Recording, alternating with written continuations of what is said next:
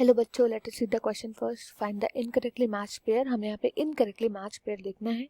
UVB को match किया है with snow blindness, CFCs with degradation of oxygen, carbon dioxide and methane with green house gases and sulphur dioxide with pollutant of air. तो जो यहाँ पे हम की कॉन्सेप्ट यूज करेंगे वो मेनली होगा एयर पॉल्यूशन का एंड ओजोन का। एयर पॉल्यूशन एंड ओजोन, साथ ही साथ इनको हम पढ़ेंगे अलॉन्ग विद द ऑप्शंस, क्या इनका सिग्निफिकेंस है। सबसे पहले आता है यूवीबी।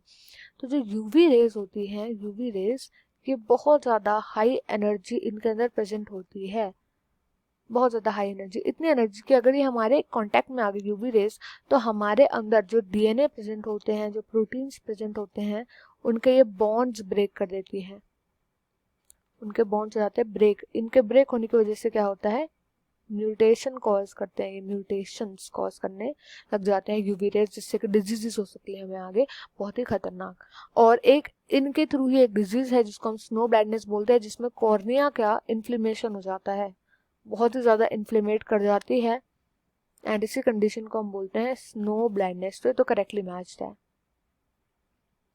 नेक्स्ट में बोला गया है सेकंड में, सीएफसी को मैच किया विद डिग्रेडेशन ऑफ ऑक्सीजन। तो देखो, सीएफसी की फुल फॉर्म होती है क्लोरोफ्लोरोकार्बन्स। अब ये ऐसे सब्सटेंस होते हैं जो कि ओजोन को डिग्रेड करते हैं, ओजोन को डिग्रेड करते हैं, ओजोन ना कि ऑक्सीजन। होता क्या है कि जब ये रिलीज हो जाते हैं ना एटमॉस्फेयर पे, तो ये जो क्लोरीन होता है ये हवा में जाकर के ओजोन के साथ रिएक्ट करता है और उसको ब्रेक कर देता है ऑक्सीजन के मॉलिक्यूल्स में। ऑक्सीजन के मॉलिक्यूल्स में जब इसने ब्रेक कर दिया तो ओजोन तो हो गई ब्रेक, और वहां पर क्या धीरे धीरे करके ऐसे जब ये आगे और प्रोसेस होता रहता है वहां पे ओजोन जो होते हैं वो डिप्लीट हो जाती है। तो ऐसे करके जो क्लोरोफ्लोरोकार्बन होती है, ओजोन के डिग्रेडेशन या उसके डिप्लीशन में जो है इसका रोल होता है, और ये जो है इनकरेक्टली मैच्ड है। यही हमारा राइट आंसर भी होगा, हम आगे भी देखते हैं तब भी।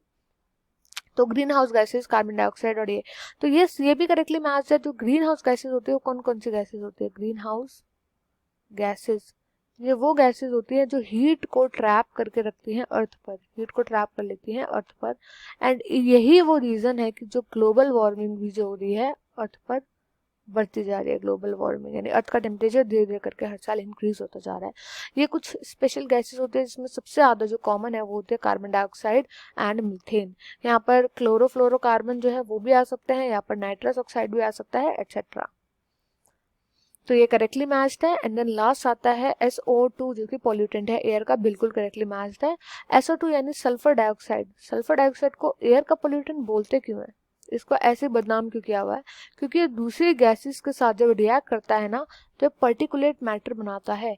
ये पर्टिकुलेट मैटर ना बहुत छोटे छोटे होते हैं, पर्टिकुलेट मैटर इतने छोटे छोटे होते हैं हमारे लंग्स में जाकर के वहाँ पे इन्फ्लेमेशन कॉज कर देते हैं, लंग्स में जाकर के उनको इन्फ्लेमेट कर देते हैं, और उसकी वजह से क्या होता है, लंग डिजीजेस देखने को मिल सकते हैं। साथ ही साथ सल्फर डाइऑक्साइड जो होती है ये एसिड रेन भी कॉज करती है। जब ये ऑक्सीजन एंड वाटर के साथ रिएक्ट करते हैं तो ये एसिड रेन भी कॉज करते हैं, जिससे प्लांट्स एनिमल्स को भी, घरों को भी नुकसान होता है, मार्बल को नुकसान होता है।